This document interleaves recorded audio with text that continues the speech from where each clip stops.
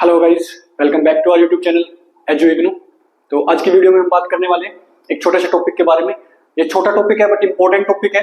इससे direct question भी बन जाते हैं और ये और किसी क्वेश्चन के अंदर भी यूज हो जाता है।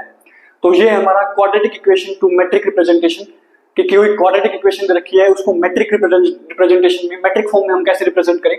हमने सेट ऑफ लीनियर इक्वेशंस को मैट्रिक रिप्रेजेंटेशन में करना सीखा है कि जो सेट ऑफ लीनियर इक्वेशंस दे रखी है, हमें 2 या 3 इक्वेशन दे रखी हैं, उनको हम मैट्रिक फॉर्म में कैसे बनाते हैं, कैसे लिखते हैं, वो हमने सीखा है। नाउ हम क्वाड्रेटिक इक्वेशन को मैट्रिक रिप्रेजेंटेशन में लगाना सीखेंगे।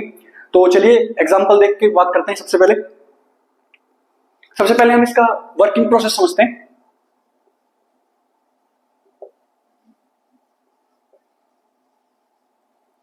वर्किंग प्रोसेस में हमारे पास क्या है, सबसे पहले हमें कोई भी इक्वेशन दे रखी हो उसको हम किस फॉर्म में कर सकते हैं। हम एक मैट्रिक बना लेते हैं। यहां पे हमारे पास x1 आ जाता है, यहां पे x2, यहां पे x3। x1 x2 x3 basically क्या है, किसी भी क्वाड्रेटिक इक्वेशन के 3 डिफरेंट वेरिएबल्स हैं। यहां पे x y z भी आ सकता है। यहां पे हम कोई भी अलग अलग वेरिएबल्स ले सकते हैं। हम यहां पे x1 x2 x3 ले लेते हैं। इस तरफ भी हम x1 x2 x3 लिख लेते हैं। नाउ यहां पे आएगा अपना x1 का स्क्वायर, क्योंकि यहां पे भी x1 है, यहां पे भी x1 है। देन यहां पे x2, यहां पे x1, तो हाफ हम लेके चलते हैं, हाफ x1 x2। ये क्या है, बेसिकली इसके कोफिशिएंट है। जब हम एग्जांपल से समझेंगे तो और बेटर तरीके से समझ में आएगा। यहाँ पे x1 है, x2 है, तो एक फॉर्म है लिखने की। इस तरह से आपको याद रखा जाएगा, अच्छे से याद हो जाएगा, रिमेंबर हो जाएगा आपको। ये x1 ये x2, इनका हाफ लेके यहाँ पे कोफिशिएंट लेना, मतलब कोफिशिएंट जो होगा उसका हाफ लेना है। नाउ ये x1 है, ये x3 है, तो x1 x3 के कोफिशिएंट का हाफ हमें रखना है। नाउ यहाँ पे x2 है और ये x1 है, तो इस चीज के अंदर x1 x2, तो half of x1 and x2 के कोफिशिएंट का। नाउ ये जो टर्म है और ये जो टर्म है, आप देख रहे होंगे ये दोनों टर्म हमारे पास क्या आ रही है, सेम आ रही है, सिमिलर आ रही है, एग्जैक्टली सेम वैल्यू आएगी दोनों में। नाउ यहाँ पे जो हमारा है x2 एंड x2, तो यहाँ पे आ जाएगा x2 स्क्वायर, जो सेकंड वेरिएबल का जो कोफिशिएंट होगा उसको एज इट इज लिखना है, उसका हाफ नहीं करना होता। नाउ सिमिलरली जब हम यहाँ पे करेंगे तो ये आ जाएगा हमारे पास x3 का स्क्वायर, थर्ड वेरिएबल का जो स्क्वायर दे रखा है उसका इंडिविजुअल कोफिशिएंट हम यहाँ पे रख देंगे। ये जो हमारे पास आया हुआ है, देख सकते हैं आप इसमें मैट्रिक में जो हमारे पास डायगोनल एलिमेंट्स हैं वो डायरेक्ट हमारे पास जो स्क्वायर है उनके कोफिशिएंट लिए हुए हैं, जो वेरिएबल है जो स्क्वायर में है उनके कोफिशिएंट लिए हुए हैं और एज इट इज लिखे हुए हैं। नाउ यहाँ पे अगर हम देखें तो x2 and x3, half of x2 and x3 का कोफिशिएंट। नाउ यहाँ पे देखते हैं तो half of x1 and x3, आप देख सकते हैं ये वाला एंड ये वाला एज इट इज सेम रखा जाएगा। तो सिमिलरली हमारे पास ये एंड ये जो हो जाएगा वो सेम हो जाएगा। यहाँ पे आप देख सकते हैं x2 आ रहा है, यहाँ पे x3 आ रहा है, तो half of x2 and x3। Now ये इस तरह से हम मैट्रिक रिप्रेजेंटेशन करते हैं। नाउ यहाँ पे हम कोई एक एग्जांपल लेके चलते हैं, एग्जांपल के फॉर्म में समझते हैं कि किस तरह से हम लिखते हैं। अगर कोई हमें मैट्रिक दे रखी है या कोई हमें क्वाड्रेटिक इक्वेशन दे रखी है, पहले देखते हैं क्वाड्रेटिक इक्वेशन का एग्जांपल देख लेते हैं। कोई क्वाड्रेटिक इक्वेशन हमें दे रखी है जिसमें x1 x2 x3 3 वेरिएबल्स हैं, तो हम लिख लेते हैं 2x1 square plus 3x2 square plus 8x3 square minus 2x1 x2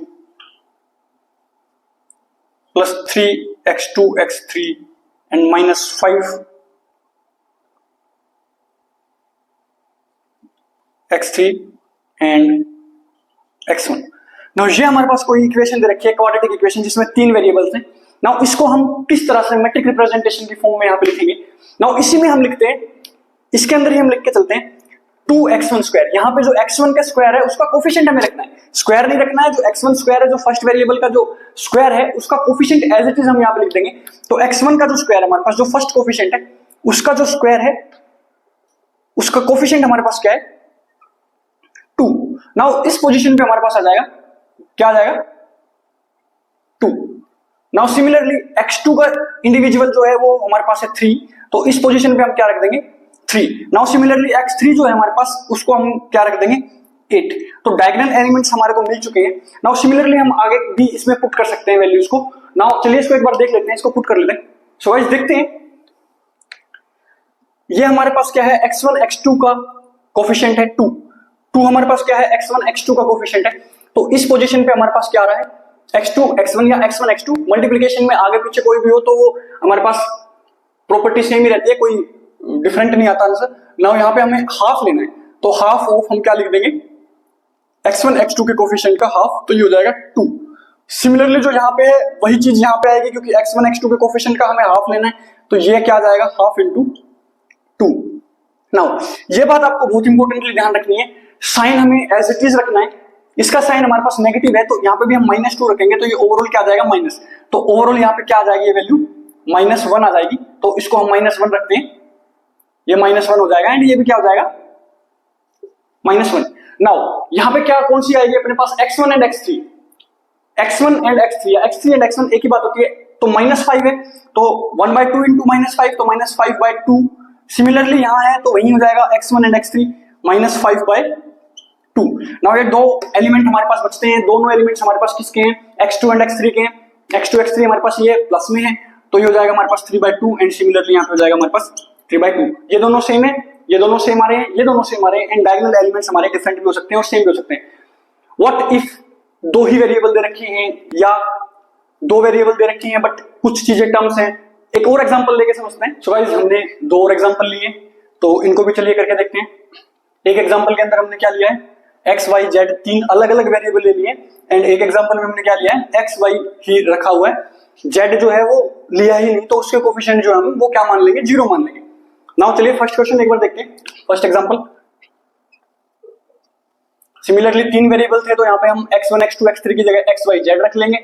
now इस तरफ भी हम x y एंड z रख लेंगे। नाउ जब इसको सोल्व करेंगे हम, तो यहाँ पे हमारे पास आ जाएगा x स्क्वायर का एज इट इज आ जाएगा, तो ये हमारे पास होता है 2। बस ये चीज याद रखनी है कि जो कंप्लीट स्क्वायर टर्म जो दी होती है, जो वेरिएबल का स्क्वायर जो होता है उसका एज इट इज रखना होता है, एंड हाफ करके हमें किसका रखना होता है, जो दो इंडिविजुअल की जो सेपरेट की जो मल्टीप्लाई हो रही होती है, तो उनका करना होता है। नाउ इसको देखते हैं, एक्स स्क्वायर का हमने एज इट इज रख दिया, यहाँ पे आएगा हमारे पास वाई स्क्वायर का हम एज इट इज रख देंगे 1, एंड जेड स्क्वायर का भी हम एज इट इज रख देंगे। नाउ यहाँ पे एक्स वाई का जो है कोफिशिएंट एक्स वाई, उसका हाफ हमें रखना है। एक्स वाई का हाफ होता है हमारे पास 2, इस केस में हमारे पास 2 है। नाउ इस तरफ भी हमारे पास x और y आ जाएगा, ये x ये y, तो एक्स वाई का भी हमारे पास यहाँ पे क्या आ जाएगा 2। तो ये दोनों हमेशा क्या रहते हैं, सेम रहते हैं, सिमिलर रहते हैं।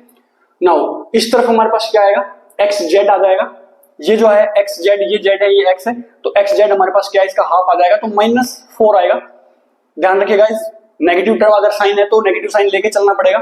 ये भी हमारे पास एक्स है और जेड है, तो ये भी हमारे पास सिमिलर आ जाएगा। ये दोनों टर्म हमारे पास क्या होती है, सिमिलर होती है। नाउ ये दोनों सिमिलर होंगे हमारे पास, ये क्या आ जाएगा, वाई जेड